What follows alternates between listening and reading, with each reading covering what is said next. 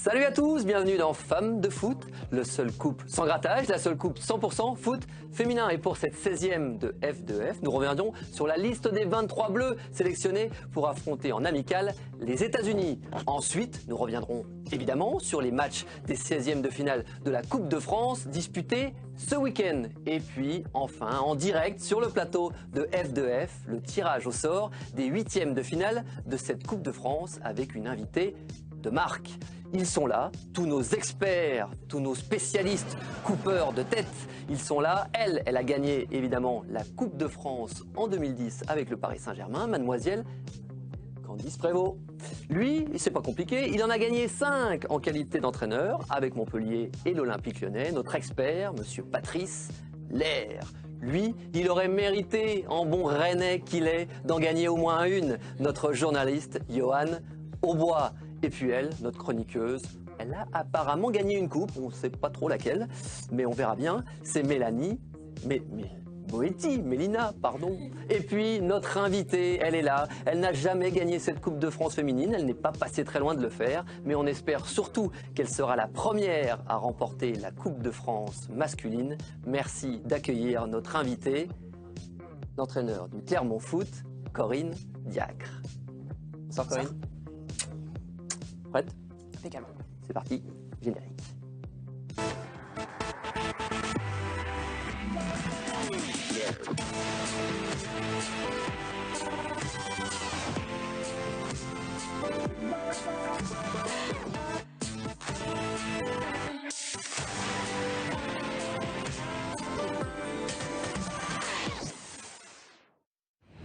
Ça aurait été avec plaisir que tu aies le choix de tirer Soyaux. Dommage. Je te souhaite plein de courage et plein de réussite pour la suite de ta saison. Merci Marina, on était effectivement pas loin de voir un sacré exploit ce week-end sur Eurosport du côté de Soyaux. Ce sera peut-être pour la prochaine fois. Nous on est ravis effectivement d'accueillir Corinne Diacre sur notre plateau. Depuis le début de l'aventure de F2F, on avait envie de vous avoir ici, mais on souhaiterait surtout Corinne que vous soyez notre marraine de cœur. Est-ce que vous acceptez ? Tiens donc. Moi, je suis un peu prise au dépourvu, mais bon, je vais accepter, Romain, pour vous. Bon, on est tous autour de la table. C'est le moment de la fameuse carte blanche. La question est la suivante. Corinne Diacre compte 121 sélections en équipe de France. Mais combien de fois a-t-elle été titulaire ? Candice. Je ne les ai pas comptés. 87. Patrice. 92. Johan. 114. Eh bien, c'est encore mieux que ça. Il gagne encore une fois, notre sacré Johan. Merci. Vous avez une idée, Corinne ? Je pense qu'il n'est pas très loin, mais j'aurais dit un peu plus. Carrément. 117. 119 fois titulaire, 121. 117. Comme quoi, à l'époque, le banc de touche, c'était pas trop votre truc. C'est vrai que j'aimais pas trop être sur le banc, ça c'est sûr, mais en même temps, j'ai surtout eu la chance d'avoir un premier sélectionneur qui était Aimé Mignot, qui m'a donné ma chance très rapidement.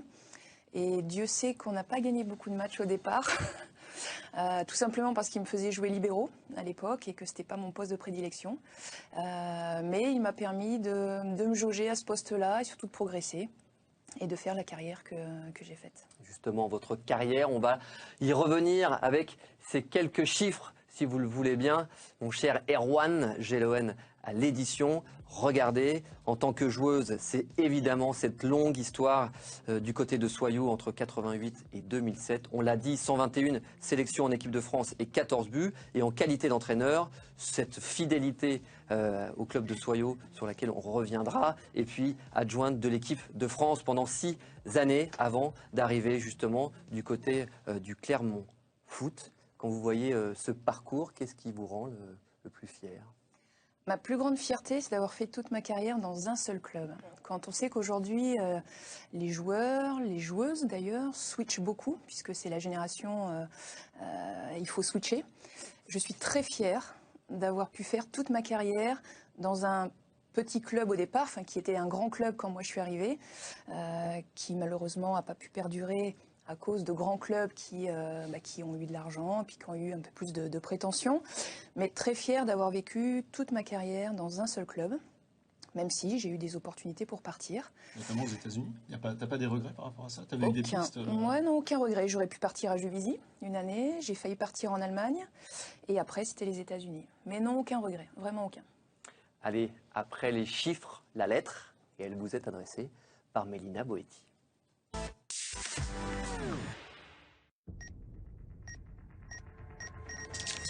Bonjour à tous, merci à vous de nous retrouver sur Eurosport en cette journée particulière.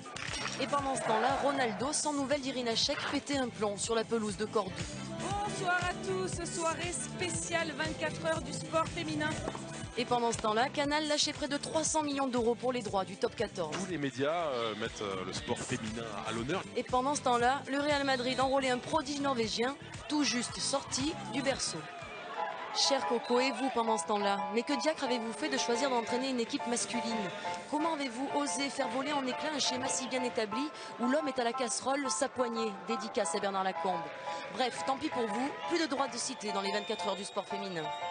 Enfin, maintenant que vous êtes sur la touche, autant vous envoyer des fleurs, même si Alex Dupont s'en est déjà naïvement chargé.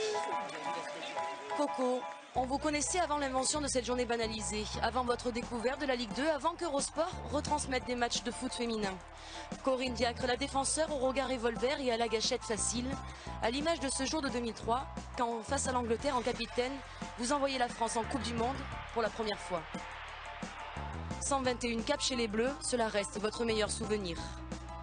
Corinne Diacre, l'égérie de Soyaux, plus de 18 ans en Charente, a tenté de mettre hors jeu vos adversaires, et plus si affinité.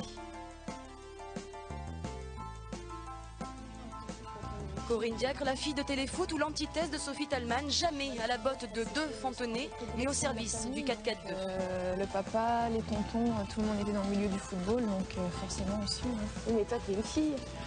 Oui. Et aujourd'hui, vous voilà donc première femme entraîneur, avec un E à la fin comme dans fille. Et c'est parce que ni les fleurs, ni 24 heures ne seraient suffisantes pour évoquer votre histoire que vous êtes là ce soir. Pour travestir Étienne de la Boétie, soyez résolus à prendre le temps de cours, et vous voilà libre.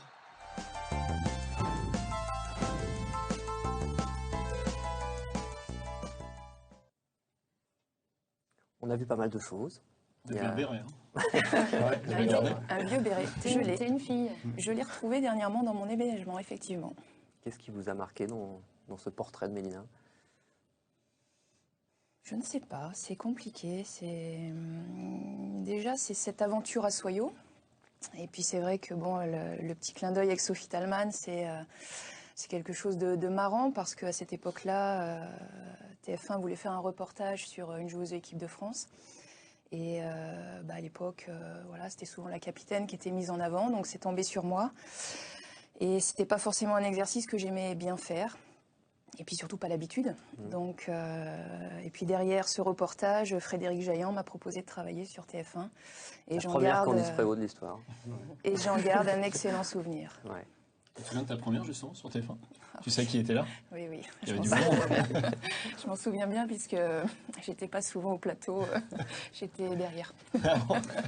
Aujourd'hui, c'est ce club de Clermont. Vous avez été là aussi énormément sous les projecteurs, avec un petit peu de recul aujourd'hui. Toute cette pression, elle s'est un petit peu évacuée ou c'est toujours très spécial? C'est toujours un peu spécial puisqu'il y a toujours des gens qui sont là pour me rappeler que je suis la première femme à entraîner une équipe professionnelle. Maintenant, ce que je vis, je dirais que c'est comme une aventure un peu romanesque. Voilà, c'est très passionnant. C'est très passionnant et je remercie surtout mon président, Claude Michy, qui finalement, c'est lui le pionnier, c'est pas moi. Puisque c'est lui, même s'il se défend de dire que c'est pas lui qui a eu l'idée, mais finalement le pionnier c'est lui. On vous a vu brandir. Oui, parce que sinon vous allez encore m'accuser que je l'utilise pas. Ça y est, enfin, il gagne et s'en sert à juste titre, Yoann Aubois. Ça fait plaisir. Allez, Bon, 30 secondes. Vous avez mis le chrono? C'est parti. Allez, c'est parti. Corinne parlait tout de suite de son rôle de pionnière. Je sais que c'est pas facile pour elle. Souvent, tu veux pas être réduite à ce rôle de femme qui entraîne pour la première fois une équipe de garçons. Mais je crois que c'est indispensable. C'est-à-dire que tu essuies les plâtres pour les autres, comme tu as essuyé les plâtres pour les 2 EPF, comme tu as essuyé le plâtre pour plein de choses. Mais tu es en train d'ouvrir la voie à des joueuses, je pense à Sonia Bonpasteur qui passe aussi, je crois, son DEPF en ce moment. Voilà, tu es en train de lancer une mode. Alors c'est terrible pour toi, on te rappellera toujours que tu es la première femme à entraîner une équipe de foot masculine, mais c'est indispensable et ça va être dur, on va te le rappeler souvent. Eh ben nous aussi. Voilà. C'était pas mal du tout, indispensable. Effectivement, Patrice, vous avez réussi chez les femmes en qualité d'homme. Est-ce que c'est pénible aussi de se voir toujours rappeler qu'on est dans un sexe qui n'est pas le sien? Non, moi franchement, ça ne me dérange pas. Hein. Ouais, le principal, c'est de réussir. Moi, je pense que Corinne est en train de réussir. Rien que déjà d'avoir pris des décisions fortes dans son club, être capable de mettre des joueurs à l'écart, c'est quelque chose de costaud. Ça montre quand même un certain charisme, une certaine force dans le vestiaire. Et non, je pense que c'est quelqu'un qui va réussir, qui va forcément ouvrir la voie peut-être à d'autres femmes dans ce milieu. Mais moi, je dis chapeau, parce qu'il faut le faire. Il faut d'abord être capable d'avoir le diplôme, être capable de s'imposer dans un monde de macho. Et ça, c'est quelque chose d'énorme. Alors, on le rappelle, Clermont est actuellement 16e, avec un déplacement important du côté d'Ajaccio. Cette lutte pour le maintien, elle vous trotte dans la tête tous les jours. C'est pas trop compliqué? Comment vous vivez avec tout ça? Non, je le vis bien. Je le vis bien parce que très sincèrement, j'ai un groupe sympa. J'ai un groupe qui vit bien. Alors effectivement, il y a des hauts, il y a des bas, mais il y a 7 mois, on ne se connaissait pas. J'ai essayé de mettre des choses en place. Pour eux, c'était nouveau aussi, parce que bon, on me dit souvent, je suis la première femme entraînée, mais c'est le premier groupe aussi à être entraîné par une femme. Donc au départ, ça n'a pas été non plus très simple. Mais aujourd'hui, voilà, il ressort de ce groupe, en tout cas, des valeurs qui me sont chères. Et c'est ce sur quoi on travaille au quotidien. Et puis surtout, je ne suis pas toute seule. J'ai un staff. Donc voilà, que je salue ce soir, Mano, Eric et Philippe, avec qui on travaille bien. Alors certes, on n'a pas forcément tous les résultats escomptés, mais... Elle vous plaît, cette équipe, la façon dont elle joue? C'est la marque Corinne Diacre? Non, c'est pas la marque Corinne Diacre. Je crois que les joueurs font leur jeu. Après, bien sûr que l'on essaye d'imposer des choses, heureusement. Sinon, ça ne servirait à rien d'avoir un entraîneur. Mais j'aime bien mon groupe, ouais. Très sincèrement. Après, même si c'est difficile de leur dire au quotidien, mais je prends beaucoup de plaisir à travailler avec eux, ça c'est sûr. Justement, quel rapport tu as avec eux? Est-ce que tu es une entraîneur assez proche ou au contraire, tu gardes une certaine distance? Tu cherches à faire copain-copine avec eux ou tu gardes vraiment le rôle de technicienne Non, je garde mes distances. Déjà, c'est pas dans ma nature d'être très proche des gens. Pour moi, il faut que je me force, déjà. Donc, c'est un petit peu ce que l'on m'avait reproché au départ, mais je préfère. Je préfère mettre des barrières au départ et en lâcher un petit peu après, plutôt que l'inverse.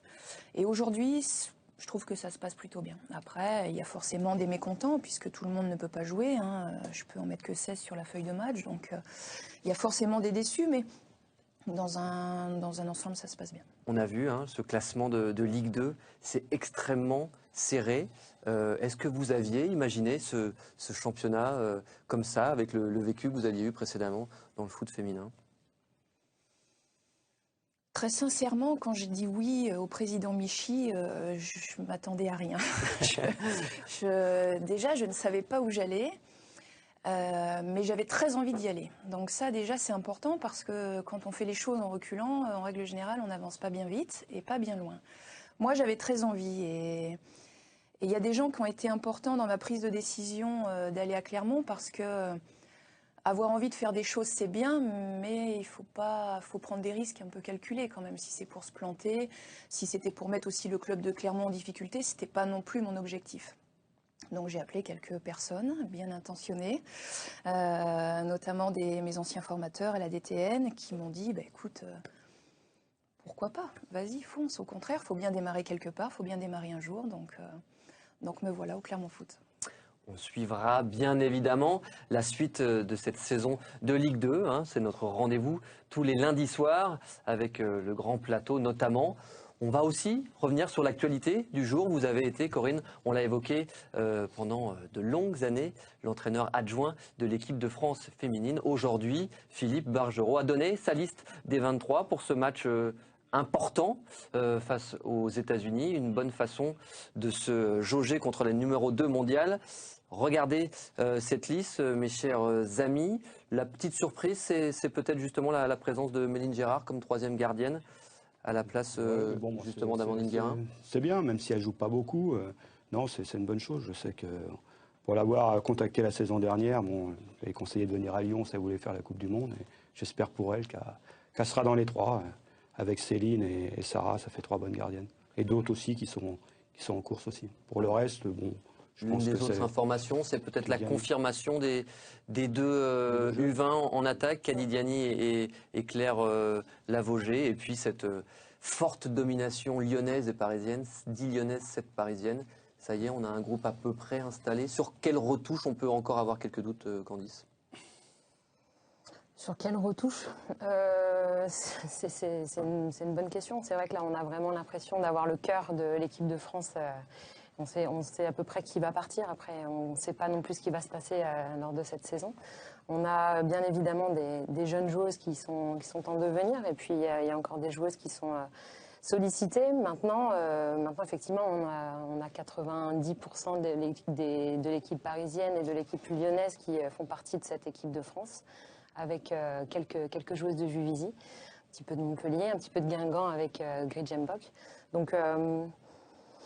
à mon avis, il ne va pas y avoir énormément de changements. C'est vrai que je suis un peu surprise qu'il n'y ait pas énormément d'ouverture sur cette C'est quand même les États-Unis, c'est un test, non? C'est quand même les États-Unis. Après, il y a un stage. Le stage va permettre aussi de voir quelques joueuses. C'est le cas pour Méline, je pense, sur cette préparation. Donc, où ça pourrait changer un petit peu, c'est par rapport peut-être à l'expérience. Par rapport, on parlait de Diani, peut-être une attaquante plus d'expérience peut-être pour la compétition. Mais je pense que c'est bien aussi l'avoir contre une grosse cylindrée, c'est-à-dire les États-Unis, ça a beaucoup une équipe physique, vraiment pour lancer un petit peu le tournoi de l'Algarve d'abord, et puis naturellement la Coupe du Monde par la suite. Puis en termes d'expérience, on a déjà quand même quelques-unes, hein, Marie-Laure Delis, t'as Eugénie, t'as Gaëtane, voilà, t'as des choses maintenant qui ont un bagage, tu peux te permettre de donner la chance à des petites jeunes comme Diani. Corinne, vous continuez à suivre cette équipe de France, vous êtes toujours en contact avec certaines joueuses? Un peu moins que par le passé. J'ai du mal à la suivre aujourd'hui, même si je suis les résultats, même si c'est a posteriori ou dans la presse. J'essaye d'avoir Philippe au téléphone de temps en temps. Après, en ce qui concerne... Oh, bah lui, il est ravi. Ouais. Lui, il est ravi. Pour rien au monde, il reviendrait chez les garçons, ça c'est sûr. Donc c'est très drôle, parce que moi, je fais l'inverse. Je fais l'inverse. Pour rien au monde, vous reviendriez chez les filles? Non, lui. Oui, mais vous. Ah, moi? Ah non, moi, j'ai pas dit ça. Non, moi, j'ai pas dit ça. Je suis jeune entraîneur. Je ne sais pas ce que l'avenir me réserve. Donc, non, moi, je ne ferme les portes à rien. Ce groupe France... on a tous un petit peu en tête peut-être la déception de l'Euro 2013. On avait senti un groupe quand même assez marqué. C'est une génération pleine de talent. Est-ce que c'est un rendez-vous plus que capital pour ce groupe France au Canada? Vous les voyez comment? Je dirais que vu l'âge de certaines joueuses, c'est un peu, je pense, la dernière compétition d'une grosse partie de cette génération. Je pense qu'après, il faudra effectivement compter un peu plus sur les dernières U20, U19. Voilà, je pense que pour ce groupe-là, je pense surtout pour les plus anciennes, je pense que c'est un petit peu leur dernière chance de décrocher le titre qu'il nous manque aujourd'hui. Ces jeunes joueuses, vous les avez quelque part connues, c'était sur Eurosport. J'avais la chance d'être à vos côtés, Corinne, pour commenter la finale de l'Euro U19 au Pays de Galles. Écoutez. Oui, encore un ballon dans la profondeur, dans le dos des Anglaises. On avait déjà vu en première mi-temps du temps réglementaire que c'était une clé possible. Un bon ballon donné en retrait et puis Diallo qui suit bien. Et voilà, c'était le but de la victoire. Ça t'agace? Non, c'est déjà à cette époque-là, j'utilisais des mots que j'utilise aujourd'hui. Voilà, c'est ce qui me fait sourire. Allez, on a très envie de revenir évidemment aussi sur votre carrière de joueuse, vous l'avez évoqué, cette fidélité au club de Soyaux. Et qui dit Soyaux dit forcément Bernadette Constantin. Bernadette, est-ce que vous êtes avec nous? J'imagine que vous êtes fière de voir le parcours de Corinne Diacre. Oui, bonsoir à tous. Je connais pas mal de monde sur le plateau, donc bonsoir tout le monde. Oui, forcément, je suis très très fière, parce que quand on suit le parcours de Corinne, c'est une joueuse d'exception. Patrice le confirmera sûrement. Joueuse d'exception en club, mais d'exception également en équipe de France, puisque 121 sélections, c'est elle qui qualifie l'équipe de France pour aller en Coupe du Monde en 99. C'est également la première joueuse française à faire partie de l'équipe du reste du monde à 2 reprises. Et pourtant, l'équipe de France n'est pas qualifiée en phase finale de la Coupe du Monde. C'est également la première femme à être dans une émission l'émission de téléfoot aux côtés de Thierry Roland pour animer pour la première fois une émission de football. Donc Thierry Roland, Christian Jean-Pierre, c'est pas les moindres. Et puis enfin, première femme à être DEF, formateur DEPS. Et maintenant première femme à être entraîneur pro. Donc ça fait beaucoup. Elle est lourde, ta valise. Alors, tu vas peut-être me confirmer l'information. Tu as été championne de France de jongle, c'est vrai ou pas? Oui. Mais non. Et ça existe ça. En 1986 et 1987. Avant une finale de Coupe de France, c'est ça? Au Parc des Princes. Tout à fait. 300 de chaque, c'est ça? 300 gauche, 300 droit, 300 alternés, sans tête. Ah oui, c'est quand même 3 fois mieux que Patrice. Voilà. Le ballon était perdu. Dans les tribunes à cette période. L'âge que j'avais, 11 ans. Ah, ouais. Génial. Voilà. Et Bernadette, quel type de joueuse, parce que forcément on sait que c'est une personne de caractère, mais quel type de joueuse était-ce à Soyaux? Alors Coco, c'était d'abord un défenseur central qui a commencé attaquante d'ailleurs, qui marquait des buts. À son grand désespoir, elle a été rapidement mise dans l'axe central derrière. Grâce à Aimé Jacquet, Mignot, qu'on peut saluer aujourd'hui, écoutez, Coco, elle avait énormément de qualité. D'abord, elle servait des 2 pieds. Moi, je me rappelle quand on a passé le DEF, il s'en servait comme modèle. Il la prenait pour faire des transversales très précises, pied droit, pied gauche, de 50 mètres. Donc, techniquement, très très forte. Un jeu de tête extrêmement bon, une vision du jeu très bonne, meneuse d'équipe capable de placer son équipe. Voilà, un sacré caractère aussi, non? Oui. Et puis un sacré caractère aussi.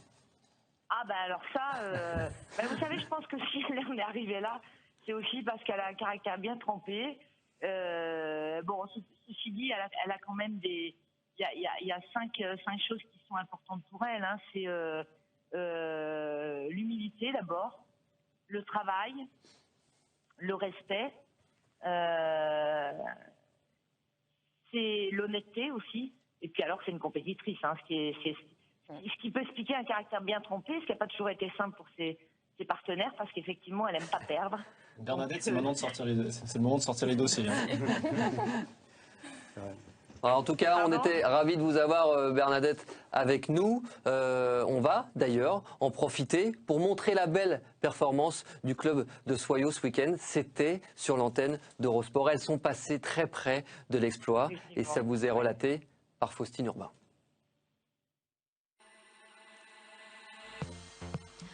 Le tirage au sort n'a pas été tendre avec Soyaux qui recevait ce samedi le PSG en 16e de finale de la Coupe de France au stade Lebon d'Angoulême. Les Parisiennes partent évidemment favorites, ayant balayé 3 jours plus tôt en championnat l'équipe B charentaise sur un score de 10-0. Mais dans un autre contexte et de plus est en match de coupe, tout est possible.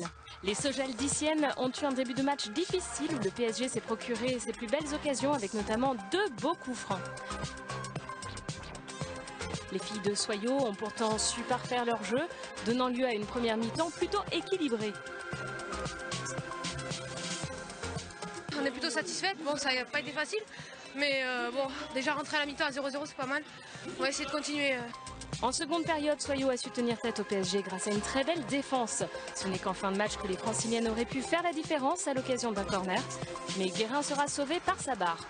Deuxième poteau, Laura Georges, la transversale qui vient sauver Amandine Guérin. Aucune équipe ne prenant le dessus au terme des 90 minutes réglementaires et n'ayant pas de prolongation en Coupe de France féminine, c'est au tir au but que se jouera la qualification pour les 8e. Belkacemi loupera cependant la première tentative sogeldicienne. C'est détourné par Anne-Catherine Berger, superbement. La main forte sur sa droite. Gwendoline Djebar et Marina Pasco ne connaîtront pas plus de réussite face à une gardienne parisienne exceptionnelle. Superbe parade encore une fois de la gardienne allemande. Séance, c'est parti, Marina Pasco, c'est à côté, qualification donc du Paris Saint-Germain pour les 8e de finale de la Coupe de France. PSG mérite aussi sa qualification, mais c'est surtout féliciter les filles parce que les gens ne se rendent pas compte quel degré d'intensité il faut atteindre pour résister au PSG. Les filles ont résisté plus de 90 minutes, donc c'est énorme. Et rien que pour ça, félicitations aux filles. Soyaux a donc fait trembler le PSG qui se qualifie, mais dans la douleur. Reste maintenant à connaître leurs prochaines adversaires.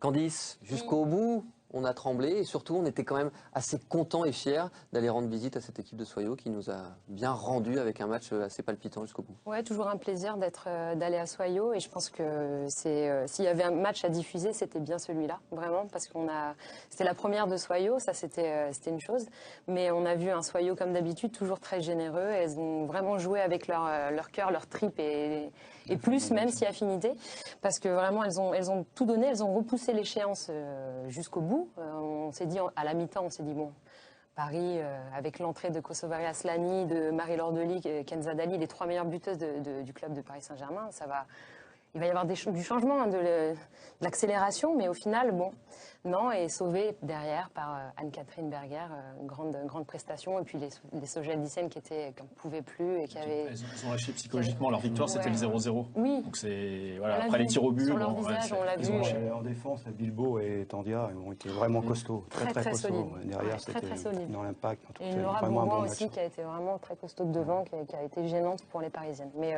bravo à Soyaux pour leur prestation. Et Paris, on attend peut-être plus justement sur les futures prestations parisiennes. Il y en a un qui a dû faire un grand ouf de soulagement, c'est Farid Benstiti. Il est avec nous aujourd'hui chez Eurosport pour assister au tirage au sort des 8e de finale de Coupe de France et il est aux côtés de Mélina Boetti. Oui, tout à fait, avec Farid Benstiti qui vient assister au tirage. Farid, on l'a dit, le PSG a tremblé quand même contre Soyaux. Oui, tremblé, oui, en effet, sur les pénaltys. Mais sur le match, Soyaux a été très valeureux et très résistant. Donc, mais c'est marrant, mais c'est la Coupe de France, quoi. Même, on a beau se le dire, se le répéter chaque semaine avant ce match de Soyaux, on se posait la question de savoir comment l'aborder. On ne pensait pas arriver au pénalty, mais c'est le cas. Et puis, félicitations à Soyaux. Ensuite, ça pouvait aller très vite de notre côté. On n'a pas subi beaucoup d'occasions. Mais voilà, moi j'aime bien cet esprit de toute façon. J'aurais aimé que mes joueurs soient beaucoup plus efficaces. Mais voilà, au bout du compte, on se qualifie. C'est dommage pour Soyaux aussi. Mais voilà, je me dis qu'on va peut-être aller un peu plus loin encore en Coupe de France après ce match difficile parce que ça va nous remettre en question. Merci. Que s'est-il passé d'autre durant ces 16e de finale de Coupe de France? Pauline Schatz vous donne des éléments de réponse. Samedi soir à Gerland, c'est sous une petite neige que les Lyonnaises ont accueilli les joueuses d'Yser. Un duel entre deux équipes leaders de leur championnat, D1 pour l'OL, D2 pour Yser.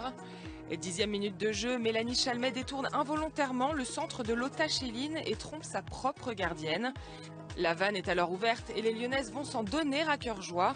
4 minutes plus tard, frappe en pleine lucarne pour Camille Abili avant qu'Eugénie Le Sommer ne vienne mettre elle aussi son petit grain de sel. Des buts, il y en aura encore 5 côté lyonnais, mais rendons hommage à leurs adversaires qui n'ont jamais lâché et qui ont marqué. Une réalisation attribuée à Candice Pogna, certes un peu brouillon, mais qui aura permis à Yser de sauver l'honneur, comme dirait l'autre. 8, un score final, beaucoup de buts et pas de surprise à Gerland. Pas de surprise non plus au stade de la MM Arena où Le Mans affrontait le FC Metz. La hiérarchie a été respectée et le groupe de l'élite s'est imposé 4-0 face à ses hôtes pensionnaires de 2e division. Mais ce que l'on retiendra particulièrement de cette rencontre, c'est le quadruplé de l'américaine Megan Lindsay qui a quasiment fait le match à elle toute seule.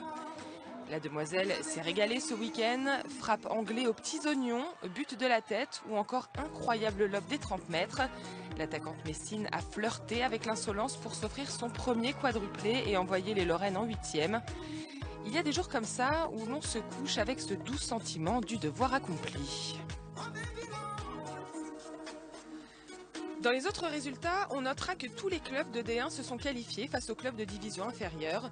Beaucoup de 4-0, mais également un joli 7-0 pour Montpellier qui a étouffé l'équipe de Muret. Enfin, dans le choc entre Rodez et Albi, victoire serrée, mais victoire tout de même des Ruténoises 1-0 grâce à la réalisation de Laurie Cans à la demi-heure de jeu. C'est donc un sans faute pour les clubs de l'élite. Et félicitations au club de Vandenheim. On va d'ailleurs aller retrouver Mélina Boetti avec Dominique Crochu, représentante du club de Vandenheim justement. Oui, Dominique Crochu, ancienne présidente très exactement de Vandenheim. Un beau parcours en Coupe de France. Vous êtes encore un des clubs de D2 résistants en vue des 8e. Est-ce que vous avez une préférence pour ce tirage? On vous voit impatiente. Oui, on aimerait bien recevoir un club de D1, par exemple Paris Saint-Germain, Guingamp. Voilà, ça nous ferait très plaisir de recevoir. On serait très heureux d'accueillir un club de D1. Alors plutôt un gros calibre que la facilité pour passer un tour. Non, on a envie de passer, hein, même si c'est Paris Saint-Germain, c'est pas grave. Mais l'idée, c'est de faire une belle fête aussi, quoi. Mais l'un n'empêche pas l'autre. J'ai vu Farid Benstiti sursigner, tout va bien. Et puis l'autre club qui a forcément marqué ses 16e de Coupe de France, c'est le Petit Pousset. On va regarder les autres qualifiés pour ces 8e de finale. Et ça a été la grosse surprise du week-end. C'est la qualification de l'ETG Ambilly face à Nancy. Une courte mais précieuse victoire 1-0 à domicile. Et puis on rappelle aussi les qualifications de Blanquefort, d'Orvaux, de Templemar, de Rouen ou encore Véor et l'Olympique de Marseille pour la première fois présent en 8e de finale de cette Coupe de France. C'est là les clubs qui seront engagés pour ces 8e de finale. On vous le rappelle, un tirage au sort qui sera effectué par Corinne Diacre en direct ici même sur ce plateau. On va juste observer une courte page de pub et puis on est là de retour avec en direct ce tirage au sort des 8e de finale avec la main hasardeuse de Corinne Diacre.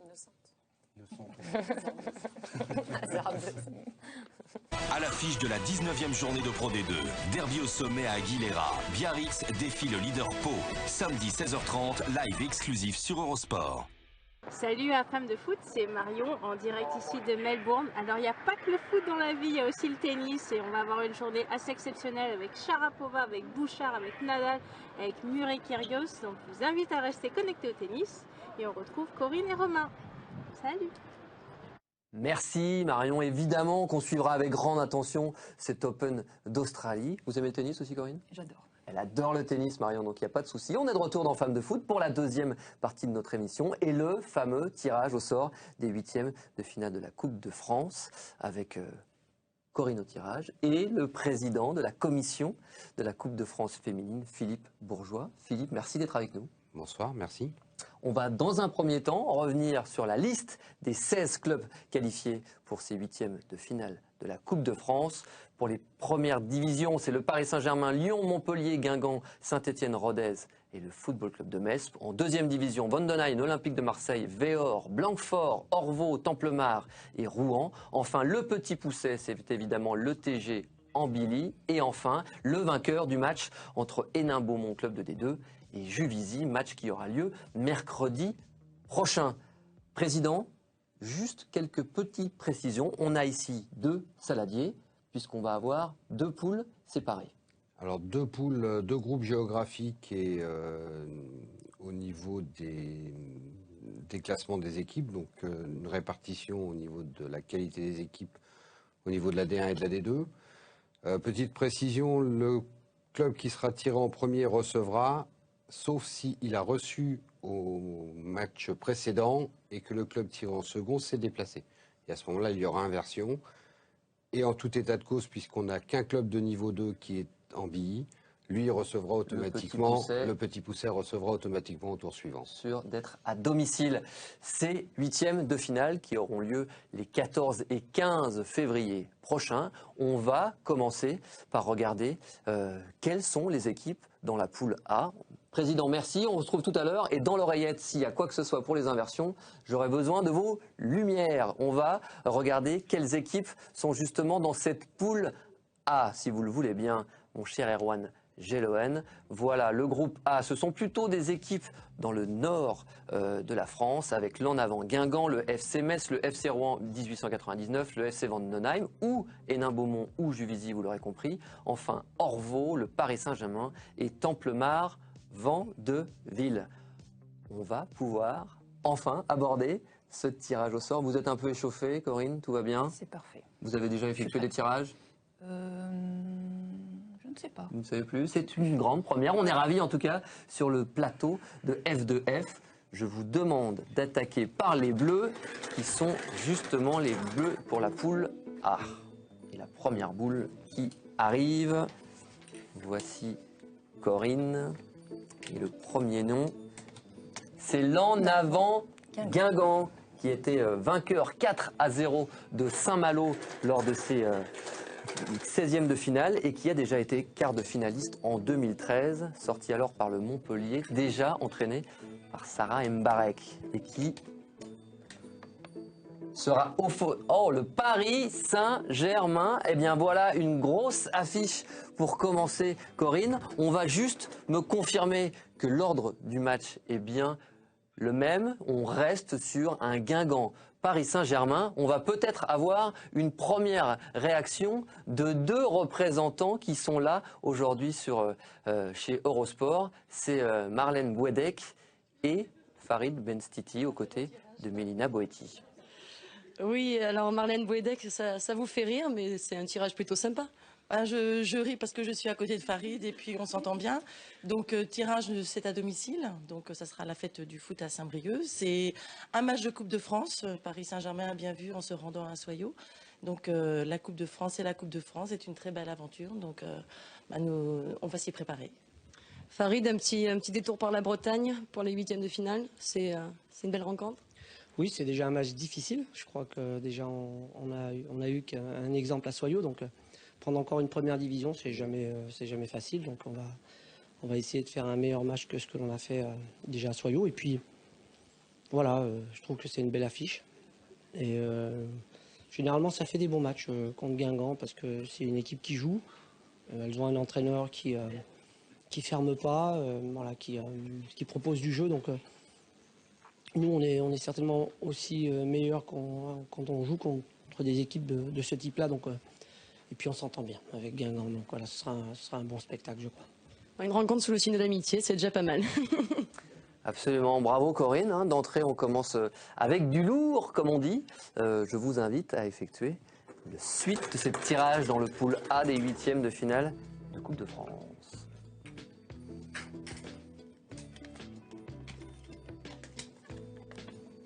Et on enchaîne avec le FC Rouen qui s'est imposé lui 4-0 du côté de Gonfréville et qui occupe à l'heure actuelle la 4e place dans sa poule B de Division 2.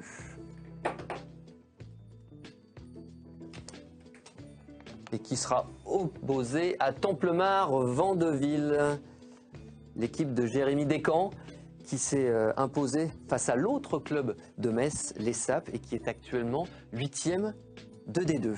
Pas d'inversion, président, pas d'inversion. La suite, Corinne, s'il vous plaît.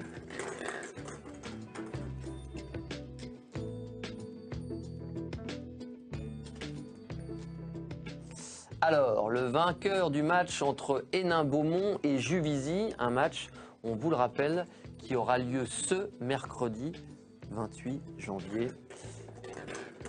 Pour connaître l'adversaire de la boule à venir. Et c'est Orvaux qui sera opposé au vainqueur d'Hénin-Beaumont-Juvisy. Orvaux qui a éliminé Caen en 16e de finale. Et puis enfin, les deux dernières boules, la dernière confrontation dans cette poule A. On a justement le FC Metz Algrange, tombeur du Mans 4-0 avec, on l'a vu tout à l'heure, un quadruplé de Megan Lindsay et déjà demi-finaliste en 2007 à l'époque d'Algrange. Et logiquement, le FC Vandenheim, où on retrouve justement le deuxième de la poule A et déjà demi-finaliste il y a tout juste 10 ans et qui avait été battu par le Soyaux de Corinne Diacre. On va peut-être avoir une petite réaction avec Mélina Boetti qui est a priori aux côtés de Marinette Péchon, peut-être futur adversaire. Oui, avec la directrice générale de Juvisy, hein, c'est bien de le rappeler. Et donc Juvisy qui a quand même un match encore à jouer, hein, les 16e de finale, mais on se dit que si ça passe, Coco, elle a eu la main chanceuse et non pas hasardeuse. Bah ça c'est une copine, hein, Coco, je te remercie parce que voilà, je lui avais demandé juste avant le tirage de nous réserver quoi qu'il arrive un bon tirage. Maintenant, avant plaisanterie à part, il y a un match à jouer mercredi à Hénin et voilà à l'extérieur à 14h30, on verra.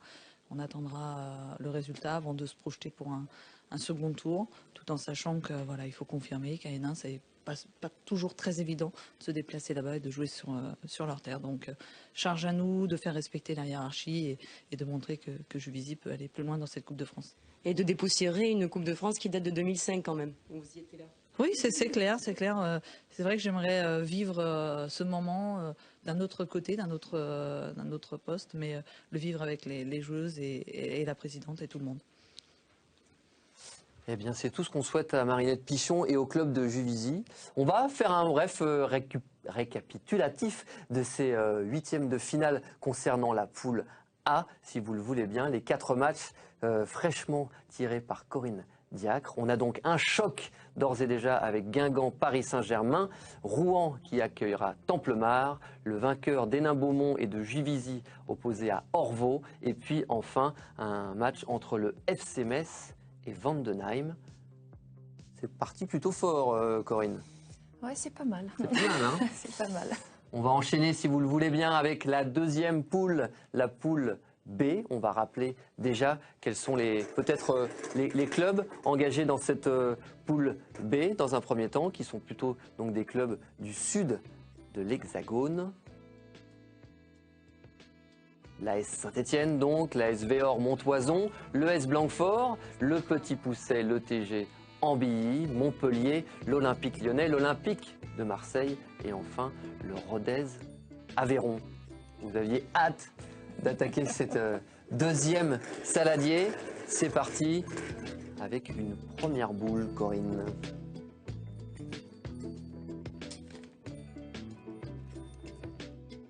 Et bien voilà, Véor Montoison, club de D2, vainqueur à Montauban et déjà 8e de finaliste en 2009, alors battu par l'AS Saint-Étienne.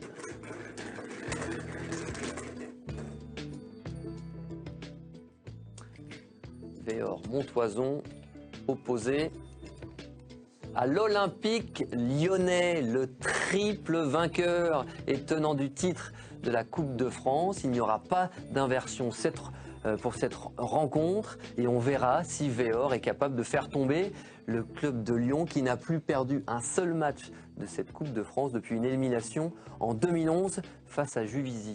Justement, prochaine boule.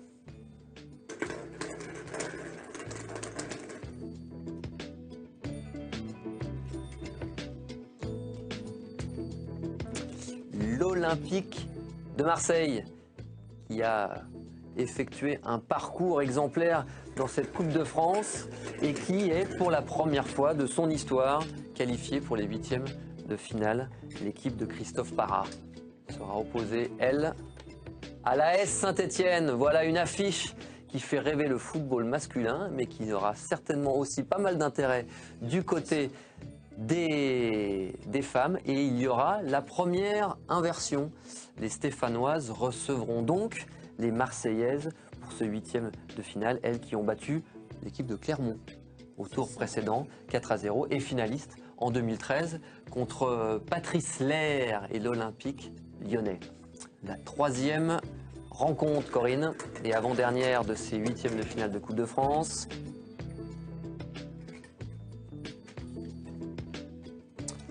Avec le S Blanquefort, 3e de sa poule en D2, vainqueur à Lorient, et club qui avait déjà atteint les 8e de finale en 2012, alors battu par Toulouse, 1-0.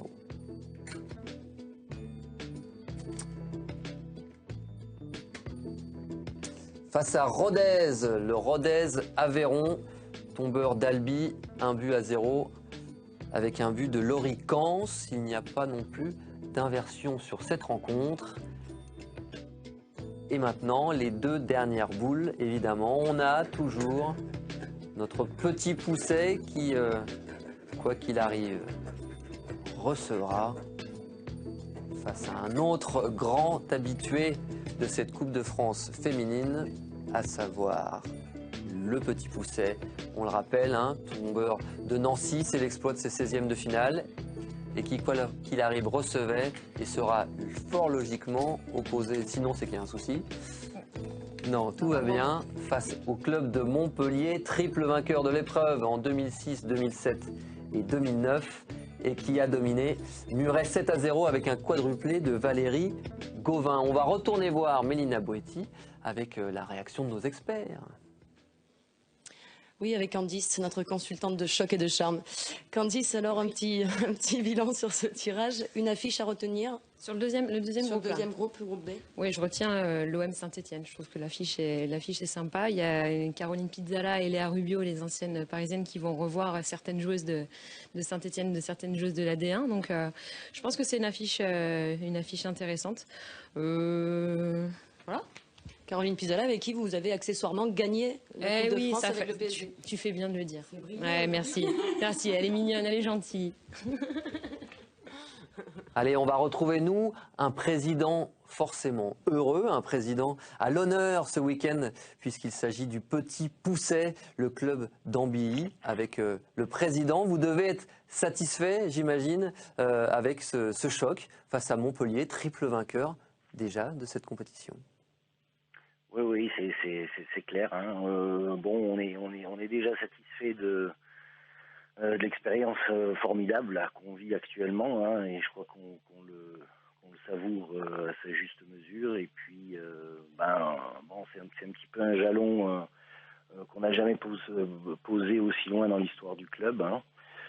Il y avait eu des 16e de finale en 2005, on avait perdu au pénalty contre Rodez. Là, on a l'opportunité de jouer une équipe de D1. On va apprendre beaucoup de ce match, hein, c'est l'objectif.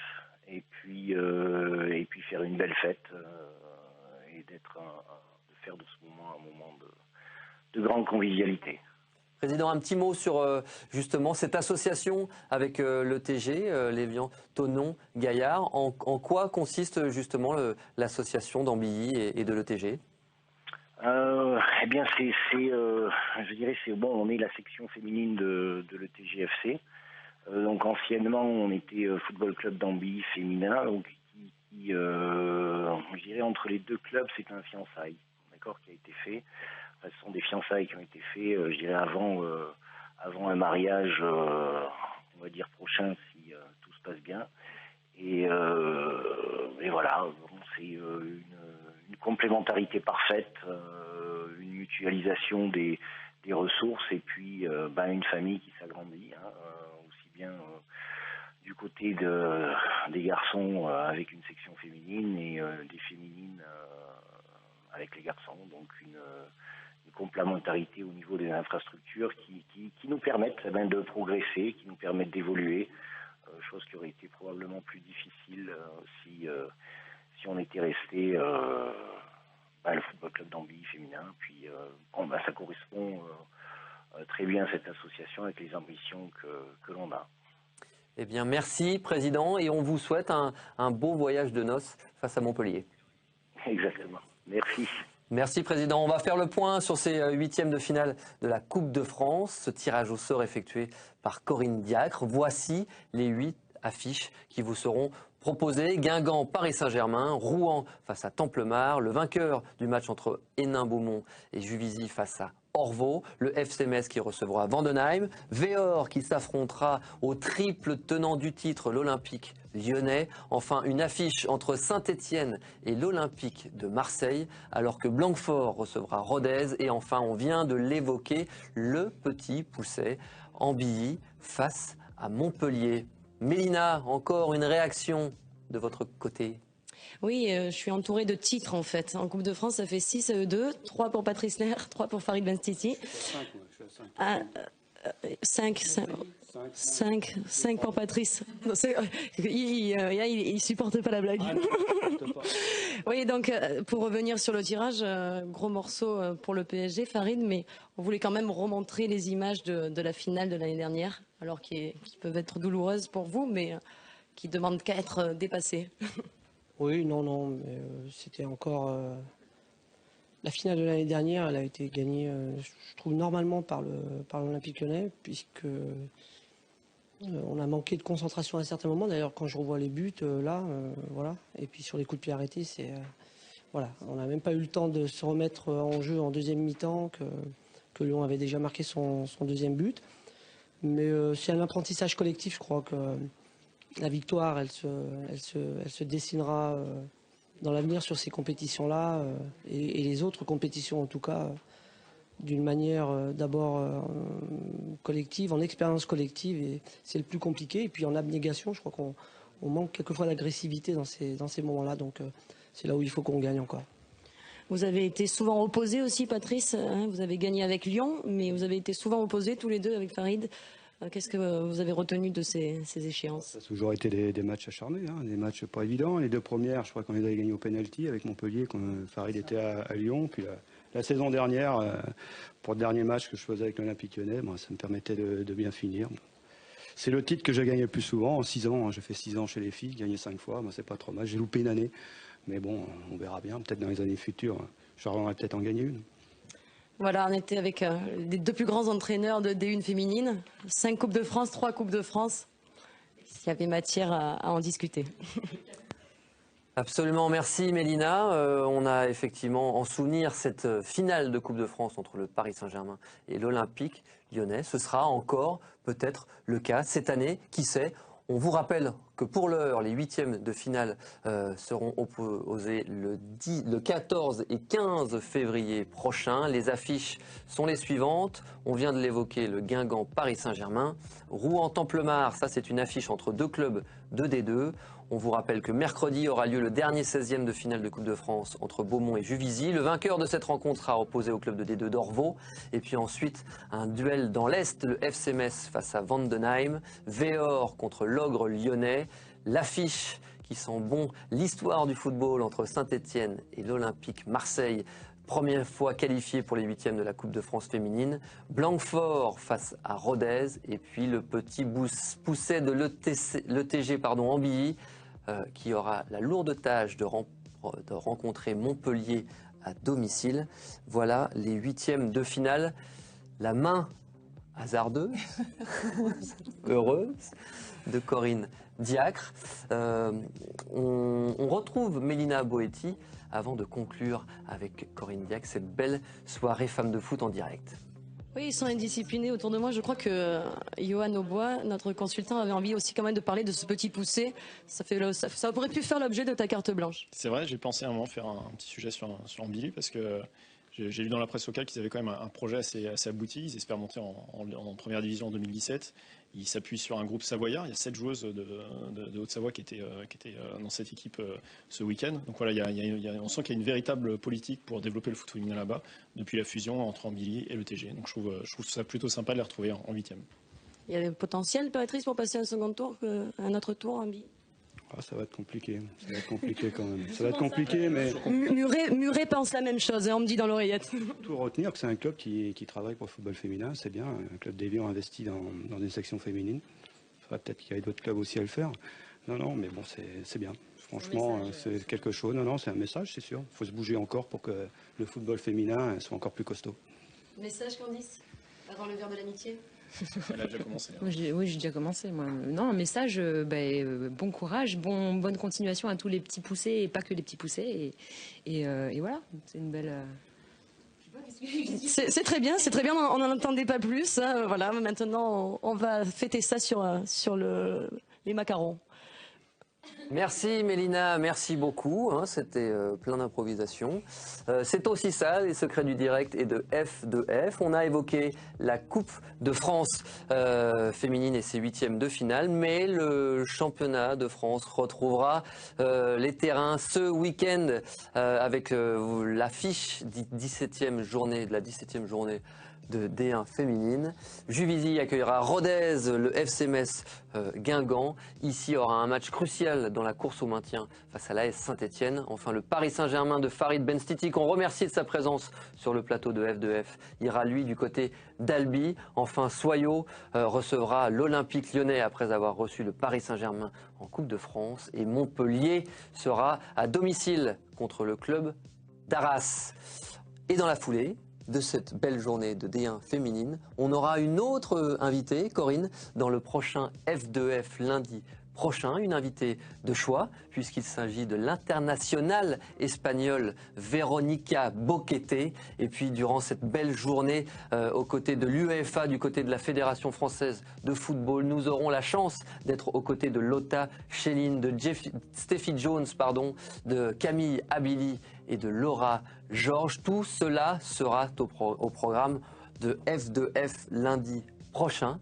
Un grand merci, Corinne, d'avoir été avec nous ce soir. On y tenait particulièrement, ça nous tenait à cœur de vous avoir avec vous depuis le début de l'aventure F2F. Vous êtes la bienvenue quand vous voulez. Merci Romain.